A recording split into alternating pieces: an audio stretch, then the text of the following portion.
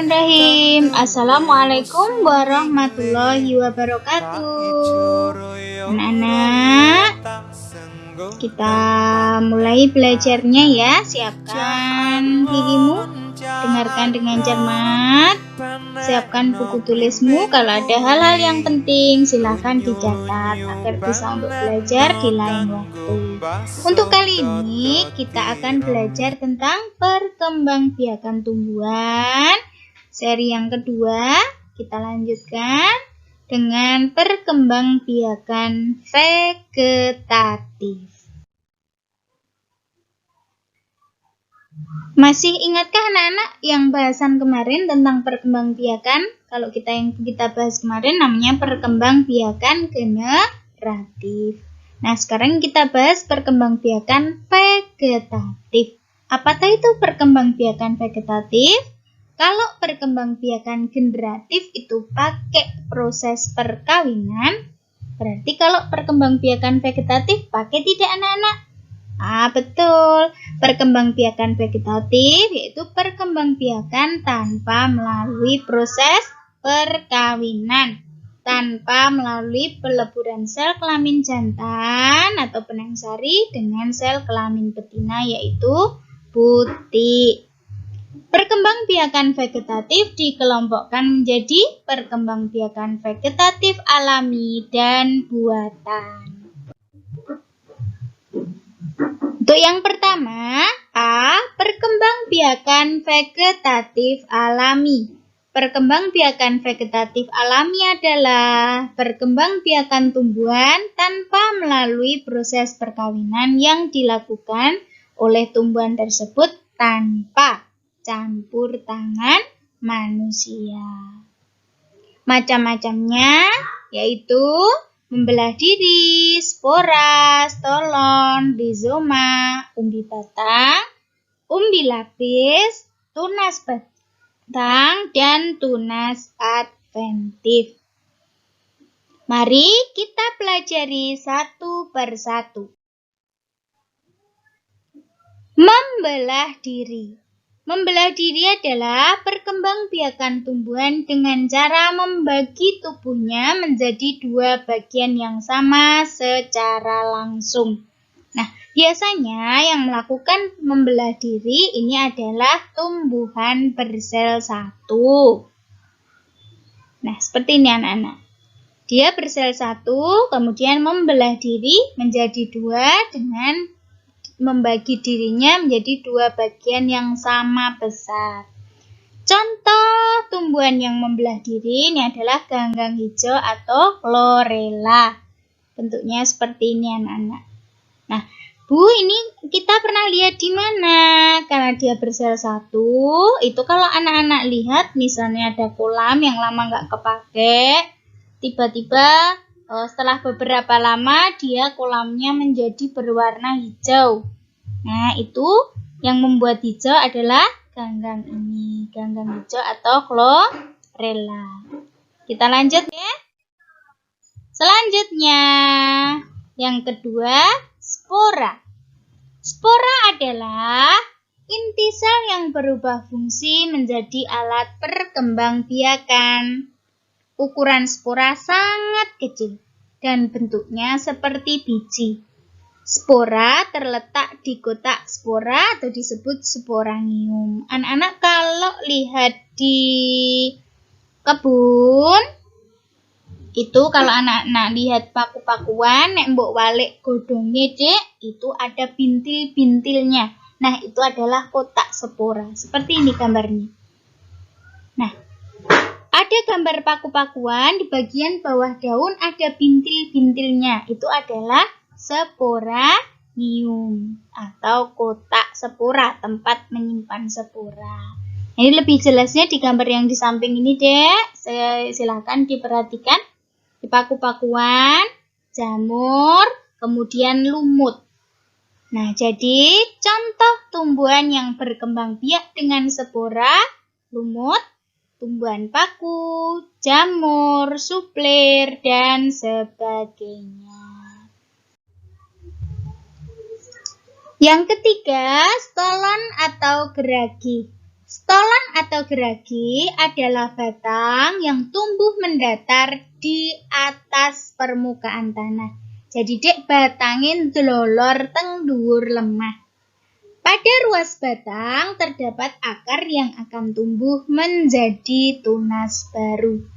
Jadi dek delolor mangke di ruasnya itu tumbuh akar, bisa jadi tumbuh tanaman yang baru jadi tunas baru. Contohnya seperti ini anak-anak delolor ngeten nggih, yang namanya stolon itu adalah yang delolor panjang itu.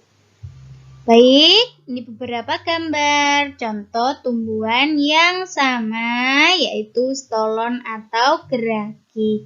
Anak-anak bisa baca ada semanggi, stroberi, arpei, pegagan, rumput teki, enceng gondok. Benar. Jadi, contoh tumbuhan yang berkembang biak dengan stolon atau geragi seperti yang digambar tadi anak-anak. Sudah Bu Guru sebutkan, ya. Familiar ya anak-anak sering lihat. Kita lanjutkan. Yang keempat, Bu Guru ada berbagai macam empon-empon, jejamuan. Itu adalah keluarga rhizoma atau akar tinggal. Apa tadi itu rhizoma atau akar tinggal? Rhizoma atau akar tinggal adalah modifikasi batang tumbuhan yang menjalar di bawah permukaan tanah serta dapat menghasilkan tunas dan akar baru dari ruas-ruasnya.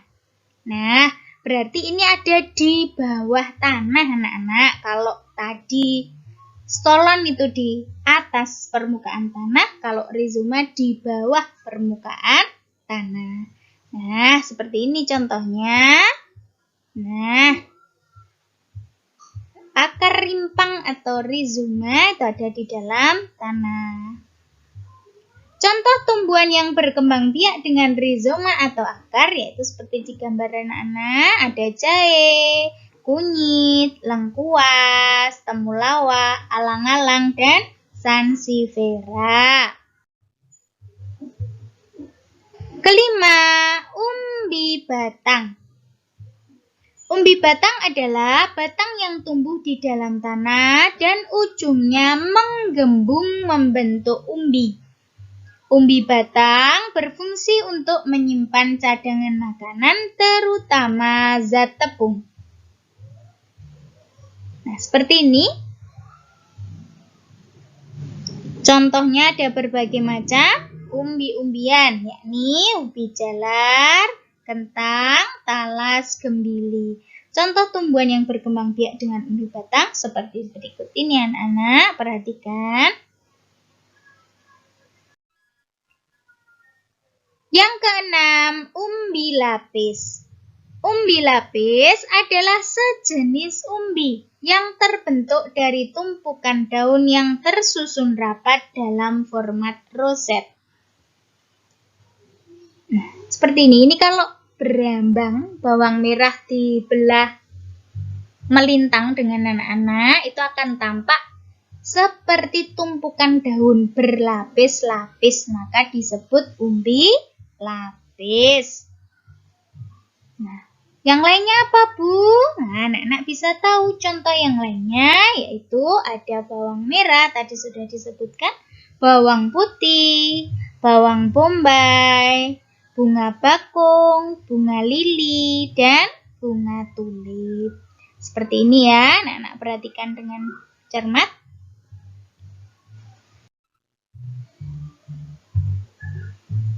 Yang ketujuh, tunas batang. Tunas batang adalah batang yang tumbuh dan berkembang di dalam tanah dan ujungnya menggembung menjadi tunas. Nah, tunas batang ini anak-anak secara umum biasanya menyebutnya dengan tunas saja. Boleh tidak apa-apa. Nah, tunasnya tadi yaitu tumbuhan anakan yang tumbuh di samping tumbuhan induknya. Nah, tidak tukulane teng jejere ibuke tumbuhan tadi itu. Dan memiliki bagian-bagian yang sama dengan induknya. Coba tebak apa saja anak-anak? Pengarepan omahmu kathah niki nggih. Nah, benar. Ada bambu, pisang, tebu. Nah, ini di samping induknya, di samping ibu tanaman, ada tanaman baru tunasnya di sampingnya. Seperti ini. Kita lanjut. Kedelapan, tunas adventif. Apa tadi tunas adventif? Tunas adventif adalah tunas yang tumbuh selain di ujung batang dan ketiak daun. Ini bisa ditemukan di tepi daun atau malah di akarnya. Jadi ingat-ingat kalau tunas adventif itu bisa di tepi daun atau di akar tumbuhan. Nah, tadi sudah disebutkan Bu Guru, tunas adventif yang pertama itu tunas akar. Berarti dari akarnya bisa muncul tunas. Apa tadi itu contohnya? Nah, seperti ini. Kersen, anak-anak tahu kersen? Talok, Dek. Kemudian sukun. Sukun familiar ya anak-anak, di samping rumah, di depan rumah banyak yang punya. Cemara. Nah, itu dari akarnya. Kesemek. Kemudian damar. Seperti ini. Nah, untuk yang kedua, yang tadi di akar, berarti satunya lagi di mana, Dek? Tunas adventif yang kedua adalah tunas daun. Berarti dari daunnya bisa muncul tunas. Contohnya adalah cocor bebek. Dek, tunas adventif di cocor bebek. Iki nek godhonge kuwi tok nang kemawon, mengke teng ketiak daun. Tenggek lekuk-lekuke daun kae iso muncul tumbuhan atau tunas baru. Itu bisa anak-anak tanam seperti ini gambarnya. Loh, Dek, tenggek ketiak daun. Ini bukan ketiak ya, lengkung-lengkungnya ini loh, Dek. Setiap lengkung-lengkung ini bisa muncul tumbuhan baru seperti ini. Nah, ini kalau sudah dipetik yang depan, ditaruh di tanah, nanti lama-lama muncul yang kecil-kecil seperti ini. Nah, yang sebelahnya ini masih di dalam pot. Nah, sudah muncul Dek kecil-kecil. Coba perhatikan yang punyamu di rumah. Baik, untuk selanjutnya tadi Bu Guru sudah membahas yang A. Yang tadi perkembangbiakan vegetatif alami, sekarang kita masuk yang perkembangbiakan vegetatif buatan. Nek wau tidak ada campur tangan manusia, berarti kalau buatan, nah pinter. Perkembangbiakan vegetatif buatan adalah perkembangbiakan yang terjadi karena adanya bantuan manusia. Perkembangbiakan vegetatif buatan terdiri dari stek, mencangkok, merunduk, dan kultur jaringan. Mari Dek bahas satu persatu. Yang nomor 1, stek. Stek adalah memperbanyak tumbuhan dengan cara menanam bagian tertentu dari tumbuhan tanpa menunggu tumbuhnya akar. Nah, stek di sini ada stek batang. Nah, niki bocah-bocah kolo-kolo malah ngewangi bapak barang. Dek, wit telo kasepo. Niku diketok-ketok. Nah, stek batang niku batange sing diketok-ketok ditancepke. Ada singkong, singkong niku telo pohon nggih Dek nggih, ketela pohon. Bunga mawar, teh, bayam, bunga sepatu, ubi jalar, tebu, sirih, kaktus, dan sebagainya. Anak-anak bisa perhatikan di bawah ini gambarnya. Nah, yang pertama Dek, kelihatan nggih itu stek pada apa? Stek batang pada mawar. Yang kedua, batang singkong. Kita lanjut. Stek batang pada tebu. Selanjutnya, stek batang bayam.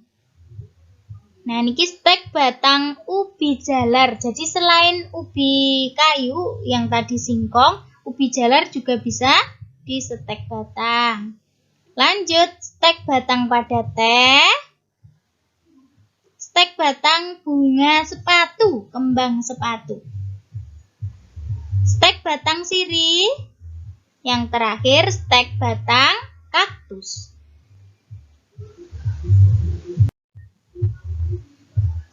Yang tadi stek batang, selanjutnya yaitu stek daun. Dari daun dipotel deh, ditancepake juga bisa tumbuh tumbuhan baru. Contohnya cocor bebek, lidah mertua. Lidah mertua tuh sansevieria, begonia, wijaya kusuma. Nah, seperti ini. Ini adalah lidah mertua atau sansevieria. Bocah-bocah nek ngarani niku wit napa tadi? Pedang-pedangan. Nah, niku bahasa kerennya lidah mertua utawa sansevieria. Yang selanjutnya adalah begonia. Niki sing do seneng pertamanan, nggih seneng kembang-kembangan sedang hits nggih. Nah, yang selanjutnya adalah stek daun wijaya kusuma. Yang terakhir adalah stek daun cocor bebek. Nah, ayo dek bedak-bedik ditebak apa ini yang selanjutnya mau Bu Guru bahas. Kalau tadi stek, untuk selanjutnya apa ya? Hah? Pinter sekali. Yang akan Bu Guru bahas kedua yaitu mencangkok. Mencangkok merupakan cara menumbuhkan akar pada batang tanaman. Caranya memilih bagaimana dek tumbuhan yang bisa dicangkok. Mboten sembarangan tumbuhan lo ya, tidak semuanya bisa dicangkok. Nah, kita pilih tanaman yang batangnya berkayu dan punya kambium. Nah, biasanya ini adalah tanaman-tanaman yang berkeping dua atau dikotil. Ya dek ya, batangnya berkayu. Yang kedua, pilih batang yang lurus. Kalau agak bengkok-bengkok nanti kesulitan kita dalam mengupas kulit dan membersihkan lendir atau kambium dari kayu. Nah, biasanya pilih batang yang tidak terlalu tua, tidak terlalu muda, juga ukurannya sedengan dek, sedang-sedang saja, tidak terlalu kecil, juga tidak terlalu besar. Nah, contoh tumbuhan yang bisa dicangkok bisa pohon mangga, jambu, kelengkeng, dan sebagainya. Cara mencangkok. Nah, ini anak-anak pilih cabang atau dahan pohon dengan ukuran sedang. Silakan dikupas hingga bersih dari kulitnya, lendirnya dikerok ngedek. Kira-kira yang dikupas tadi panjangnya 5-9 cm.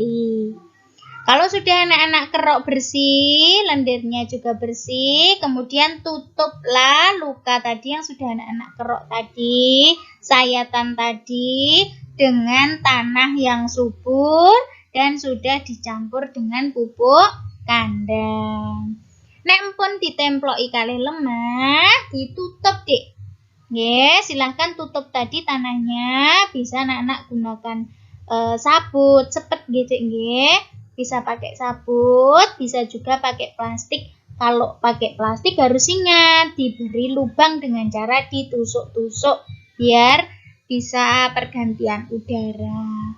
Selanjutnya, siram cangkokan setiap pagi dan sore. Biasanya akar akan tumbuh dalam waktu sekitar 1-2 bulan. Nah, kalau sudah berakar agak banyak, ini bisa digergaji, dipotong untuk ditanam di media baru atau ditanam anak-anak langsung di tanah. Ini adalah cara mencangkok. Ada loh keuntungannya mencangkok dek. Bocah-bocah sering ya sekarang beli cangkokan rambutan, cangkokan mangga. Untungnya apa tadi beli cangkokan itu? Cepat berbuah, bener ya. Tidak perlu menunggu bertahun-tahun. Beda dari kalau anak-anak menanam dari biji. Itu berbuahnya lama. Kalau mencangkok cepat berbuah. Yang kedua, sifat sama dengan induknya. Maksudnya, kalau pohon mangga yang anak-anak cangkok itu buahnya besar, manis, nah besok itu hasil cangkokannya buahnya juga akan besar dan manis. Beda dengan kalau anak nanam dari biji. Itu bisa biji dari induknya manis, ditanam anak-anak ternyata berbuahnya kecut. Nah, seperti itu. Untuk yang selanjutnya, keuntungan mencangkok, pohonnya tidak terlalu tinggi. Sak detekmu wae biasane pun do mawah, Dek. Ya toh, kalau cangkokan anak-anak bisa niteni. Yang anak-anak tanam di rumah masing-masing. Pohonnya tidak terlalu tinggi, sudah berbuah. Mah ada yang anak-anak tanam di pot, dondong, jambu, itu pendek sudah berbuah. Nah, itu keuntungan dari mencangkok. Nah, ning C, onten kerugiannya mboten mencangkok niku ada ya. Nah, kalau kerugian mencangkoknya, akarnya kurang kuat. Nah, beda loh ya. Kalau dari biji itu akarnya ada akar tunjangnya, jadi kuat nancep teng lemah. Nah, kalau hasil dari cangkokan tuh yang keluar cuma akar serabut, jadi dia kurang kokoh. Yang kedua, berumur pendek.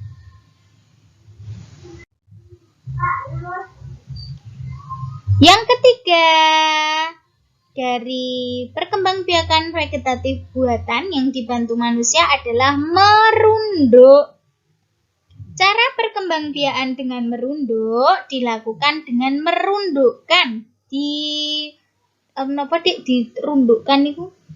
Jadi merunduk, dungkluk nggih didungklukke cabangnya tadi dibelokkan sampai ke tanah. Kemudian bagian yang dirundukkan ditimbun tanah. Setelah tumbuh akar, cabang batang bisa dipotong dari induknya dan menjadi tumbuhan baru. Nah, seperti ini ya cara merunduk. Ini dibengkongke, Dek. Nah, dirundukkan ke tanah. Terus bagian yang merunduk itu ditutupi lemah, Dek. Nah, nek empun akare tukul bisa dipotong, ditancepke jadi tumbuhan baru. Nah, contohnya yang bisa dikembangbiakkan dengan merunduk ini adalah melati, alamanda, apel, bougainville, mawar pagar, sirih, stroberi, dan sebagainya. Bu Guru beri contohkan yang merunduk pada stroberi. Nah, seperti ini, Dek.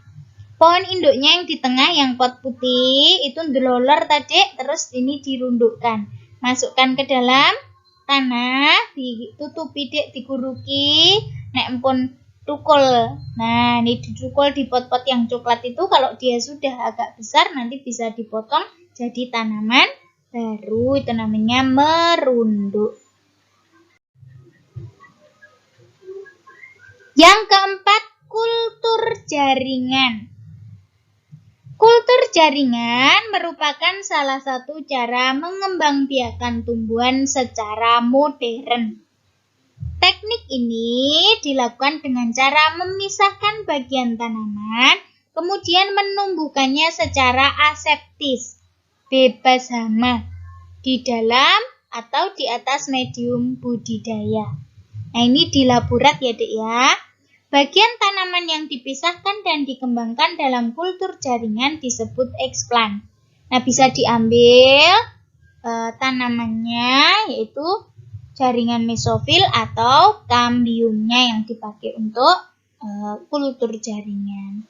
Bagian tumbuhan yang bisa diekstrak untuk kultur jaringan itu bisa jadi potongan daun, bonggol, potongan akar, biji, bunga, atau beberapa bagian tanaman yang lain. Proses atau tahapan kultur jaringan itu dimulai dari pembuatan media. Kemudian inisiasi mengambil eksplan dari bagian tanaman yang akan dikulturkan. Kemudian disterilkan biar tidak ada kumannya, tidak ada polutan yang lain. Kemudian multiplikasi, memperbanyak calon tanaman. Setelah diperbanyak, pengakaran atau pertumbuhan akar. Kemudian yang terakhir adalah aklimatisasi. Kalau sudah ada akar, dipindahkan keluar dari ruangan aseptik. Jadi, langkah yang 1, 2, 3, 4, 5 itu di dalam laborat. Kemudian yang terakhir itu bisa keluar laborat, ditanam di media biasa. Baik, seperti ini gambarnya.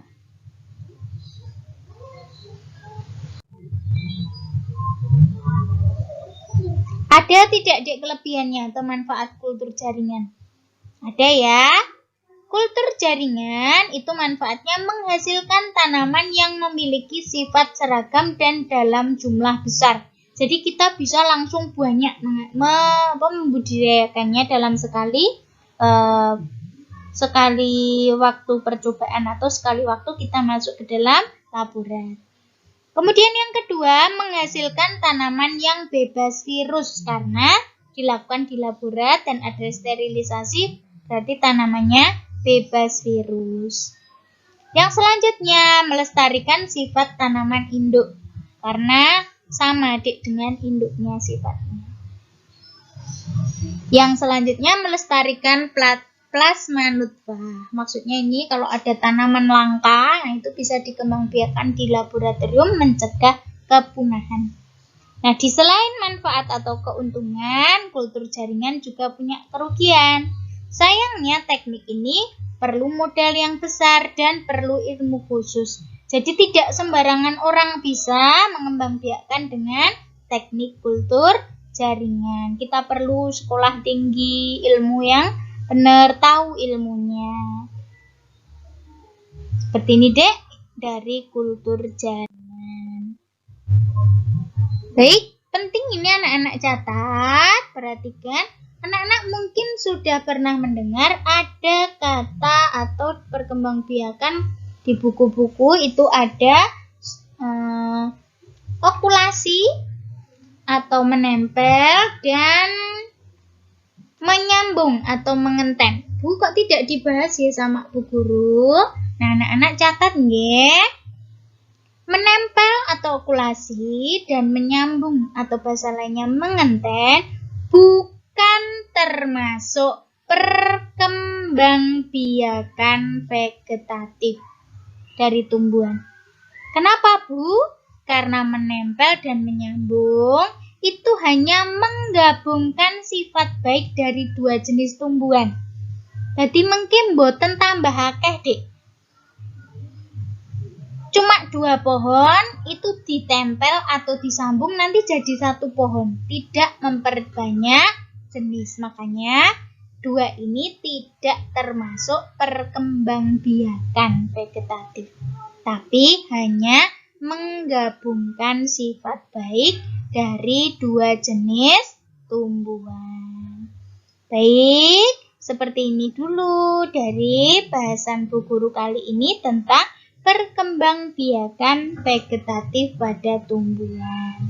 Bisa disimpulkan Bu Guru, perkembangan vegetatif itu ada perkembangan vegetatif alami dan buatan. Masing-masing sudah Bu Guru jelaskan satu persatu untuk anak-anak. Bu Guru harap anak-anak dimudahkan dalam memahami. Bu Guru akhiri nggih pembelajaran pada kali ini. Wassalamualaikum warahmatullahi wabarakatuh.